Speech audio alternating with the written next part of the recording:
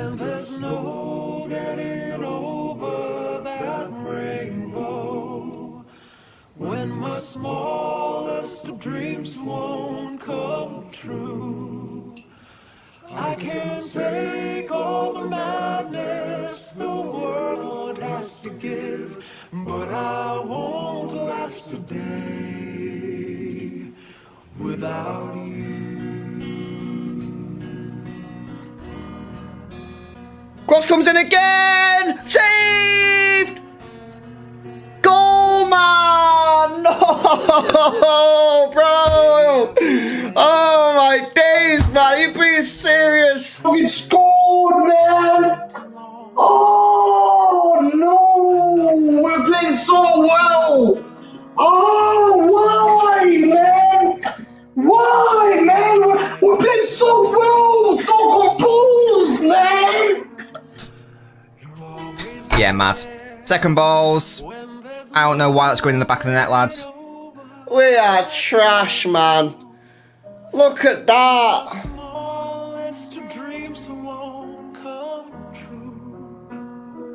I can't take all the madness the world has to give, but I won't last a day without you. And it's a disaster for Manchester City, and it's Juventus that lead here in Turin.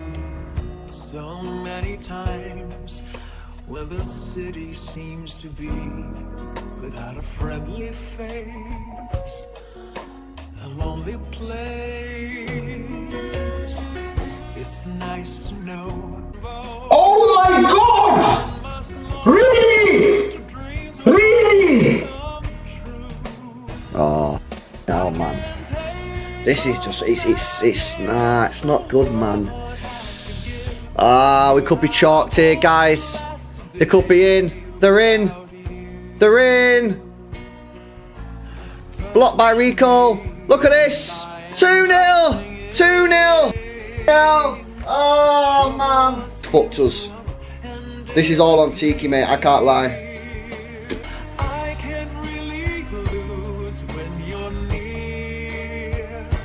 When you're near. It's 2-0, guys. Without you.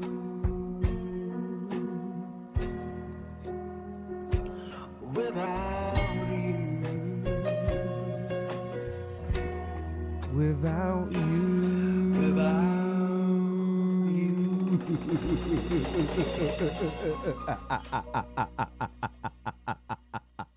Welcome back to the Fan Channel Review Show. Hit the like button. Make sure you are subscribing. Some amazing content there from LB Nobbins, Professor Hamza and co. Make sure you're following their accounts. Loads to jump into after what was a brilliant night of Champions League football. Of course, I want your views, your opinions, everything in the comment section below as well. But first up, Pep Guardiola is here. And I'm asking the question, is he gaslighting his own fans? Is he losing it? Is he losing it in plain sight? Let's take a listen. How frustrating is it that you dominate the possession, but you're not able to put the chances away in this moment in time? Yeah, maybe we missed the last pass. We arrived in the byline many times and short in the 6-yard box, so we are there. So the game is there. So I know the results. We cannot defend absolutely anything. When the results except that we are not, but in the way we play and. What the hell is he saying? Genuinely, I might have missed it. What is he saying? And we are doing. I'm really pleased. So I'm with them. There's no way you're pleased. Don't lie to the City fans. You cannot be pleased with the performance. Yes, there was lots of the ball, but barely any penetration. When you lose it in the transition, you defend awfully. The lack of creativity for clear-cut, proper chances is poor. Why is he lying to his own fans? And we'll be with them. But what's changed in the last sort of 10 games or this season where... Press him, Micah. People keep asking me questions, what's wrong with City? I'm saying they're doing all the right things, but... No, they're not. How can they be doing all the right things when they've conceded 21 goals since the beginning of November? How can they be doing all the right things when the goals have across those games dried up. The amount of games without scoring. If Haaland ain't scoring, they find it very difficult. How can we be... Why is the media doing this? They're controlling the game, but when they're supposed to score, they're not killing games off. What's changed in these last 10 games that you're only winning 1 and you're drawing games and you losing 7? By the way, this is unprecedented in our times, genuinely, okay? It's unprecedented in our times. 1 win in 10 games has never been done by a defending champion, one of the greatest managers with defending champions. But it isn't just 1 win in 10. It's the 7 defeats in those games as well that stand out massively, in my opinion. But as I say, the manager's saying it there. I'm really pleased. We're doing really well. Nobody really believes him. What you can believe in, though, is the people... This is where I love to play my fantasy football, and it is with Fanteam and the Big Pick 6. This is my game. Okay, this week, a prize pool of up to £7,500. And for each and every single one of you who signs up to an account today, you get to enter for free. You can scan that QR code that's like there. I always get confused. Right there. Or click on the link in our description below. And it is so simple. It really, really is simple. All you have to do for the Big Pick 6 is there's a selection of games, as you can see here from Sunday. Brighton Palace, City United, Chelsea Brentford, Southampton versus Spurs. You can pick 6 players, no budget, like unlimited budget, 6 players. The only rule is you can't have more than 3 players from any one team. So I know I'm putting Palmer into my side this weekend. Right now I'm throwing Haaland in there because you know City are going to turn up against Manchester United. But I'm going to go to some more Chelsea players here because I actually think you're going to see maybe Jackson get on the score sheet as well. We look at the other teams that are in play here.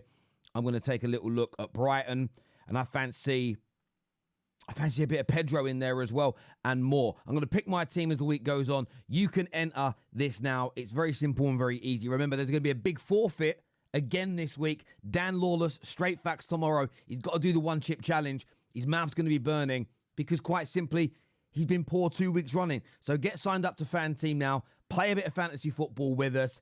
Scan the QR code. It's really quick, really, really easy. You do need to be over the age of 18, but get that done now. losing this amount of games, what's changed for you?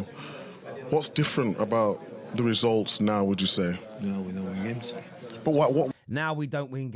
I mean, it's just even the disrespect to answer it in that way. Let's take a look at the time. Juve 2, City 0. We're absolutely terrible. There's nothing in that game. I do not want it playing when I put it up on the screen. Let's listen to the City fan here, who was obviously at the game yesterday to see what it is that he thought of the football match and see whether he thinks it the same way as Pep, that he's really happy they played really good, but they didn't just win the game. Let's take a listen. Full time, Juve 2, City 0. We're absolutely terrible. There's nothing in that game there that made me think we're going to beat United on Sunday. There's nothing in that game that made me think we could do anything this season.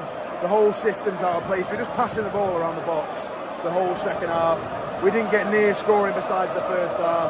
And I think that's now 8 games in a row I've watched us away from home not win. It's terrible. It might be 7, I don't know, but I'm so numb to it now.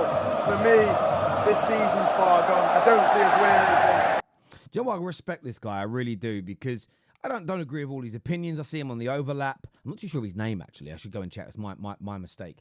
But he's being honest. The system is out of place. They're not playing well. This isn't just a case of playing well and not winning. You don't go 7 or 8 games away from home without a win. You don't win 1 in 10 and lose 7 of them if you're playing well and some chances have been missed or you've been unlucky. This is systematic. This is deep-rooted. And I think it's going to take some time to fix. I don't even think the signing of a Bruno Guimaraes right now turns their fortunes around. And the reason I say that, and big up the MCFC lad here, is take a little listen to this. This was from TalkSport, and this is a really important video, in my opinion, to listen to. Because I get that it's been difficult. I've got to stop playing when I go on these. I don't know how to make them not play when I walk into the scenes. It actually frustrates me. They're not meant to do that. But anyway, let's take a little listen here to what's been said about Jack Grealish. This is the first time I've heard the media do this. Take a little listen. For him, but and I'm not trying to be a hater on City, but you look at Jack Grealish he's been goalless in 44 games for City. Phil Foden wasn't even brought off the bench. I think Rashford's not been good at all. However, I think when you look at, there are other players as well that drop off that I don't think get as much stick. Yeah. And this is so true. And this is the first time, and look, you guys might have seen other clips. I don't watch every bit of content that the whole world does. But there's rarely any criticism outside of, well, Rodri's missing and they've got some defensive issues. It's Pep. We can't criticise him. That's ridiculous. They have got attacker after attacker after attacker who is underperforming. They've got hundreds of millions of pounds worth of attacking midfielders and central midfielders that are underperforming. Last night, over 130 million pounds worth of centre-backs underperforming. A goalkeeper that maybe should have saved the first goal, one of the best in the world, in that moment, underperforming. And the media don't talk about it. If this was Liverpool, if this was Arsenal, if this was Chelsea, they would be having a field day with the players, the manager, and everybody. So fair play here to TalkSport for just mentioning how poor Grealish has been. He's got one goal in his entire career in the Champions League. He has no goals in the last 365 days, 44 games, by the way, as a football player. These are the reasons, part of the reasons, that City are also losing, and nobody seems to want to talk about it. Now, I know, but I just think there's something going on at the club, you know. I know why these keep playing as I put them in. I've got to work away. I'm not doing it, but there we go. Take a little listen here to this guy talking about Pep out. Like underneath all this. There's 115 charges. Do any of you actually think the 115 charges are playing a part in this? I'm asking that as a genuine question. City fans, or 130 charges, please don't get triggered. I'm asking the question based on what was said here. Do you think that could be a deeper underlying issue? Let me know. It's the charges over the heads, and they know something different than, we all know. Who knows? But yeah, it's, I guess we'll wait and see. So you want to get rid of Pep Guardiola? Well, not rid of him, but, football, maybe, football is about roundabouts and it goes in turns, and maybe his time is, you know what I mean? It may be a bit of fresh. Does anybody else think that? Maybe Pep's time at City has come to an end. The City fan here has suggested it. He's phoned into the show. I think it's premature myself. But how many more games of this level of performance until more City fans, because one is doing it here, start to consider this? You can already see some City fans imploding. Last night, Hamza V losing it on the show. You've got City fans online, some starting now. I think it's Esteemed Company, the YouTuber, starting to call out Pep Guardiola and putting it on him. LB has been doing the same. This caller here, phoning into the biggest radio station in Europe when it comes to sport, talking about maybe it's time to move him on. City fans slowly starting to not be gaslit into believing that they're great. They just had a bit of bad luck. But what do you think in regards to this? Let me know in the comment sections below. Up next, let's take a little listen here to AFTV, because this is an interesting talking point that I want to get your views on. Martinelli is not progressing. From what we see, Martinelli in the earlier stage 3-4 years ago to now, he's regressing. He's not. We all agree, I think, that Martinelli is regressed. But what's your reason and rationale for it? Let me know in the comment section below. Let's take a listen here to what Yardman's got to say on AFTV. Progressing.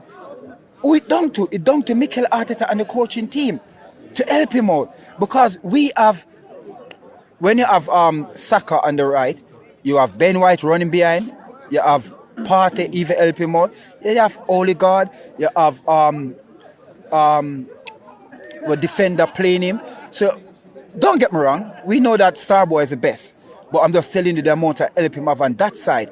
And the side that Martinelli is on, is hardly anybody there. And I keep telling you. Can't say that tonight. I keep telling you, yeah, but you're just talking about, I keep telling you, whenever. What do you think of that? When Martinelli was at his best at Arsenal 3 seasons ago, he had Zinchenko there, right? Who used to, unless I'm wrong here, please correct me if I'm wrong, who would invert most of the time. He did have Granit Xhaka on that side, who had a very good final season at the club. But other coaching staff, is the left back essentially at Arsenal the reason why Martinelli struggles to take his man on? Is it their fault he was caught offside in the Premier League game on Sunday, which would have seen them get a victory? Is it the coaching staff? Is it the left back's fault or the left side of Arsenal's team that leads to him missing so many gilt-edged chances just as he did yesterday? Do you think it's completely to blame? Part of the blame? Has he just been found out as a player? We had someone on the terrace last night say, I think it was Dio said this, that he doesn't think that Martinelli's regressed. He thinks he just had a purple patch and had a really good season, but this is the real Martinelli. I'd love to get your thoughts on that. Is Mikel Arteta to blame for the regression of Martinelli when you have seen the Salibas and the Salibas, the Gabriels, the Reyes, the Declan Rices, the Sakas, the Odegaards progress and become better or maintain their qualities, but not Martinelli? Or do you think that's right? Or do you think this is just a little bit of Arteta hate? A little bit of, we've won today, we've done well. I've got to find a way of sticking it to the manager. I've got to find a reason to attack the manager today, even though we're third in the Champions League and we've just won today. I know you're all going to see it differently. I would love your views. I would love your opinions on this. I'm not even going to give one. I'm just asking questions on this one today. We'll touch on this more in Straight Facts tomorrow. Leave us your comments below. Remember to go check out the Big Pick 6. It's such a fun game to play. There's money to be won. Everybody that signs up today will be able to enter for free. So go and get that done now. Scan the QR code. Until next time, take care. Goodbye. God bless. And we'll see you all again soon. And there's no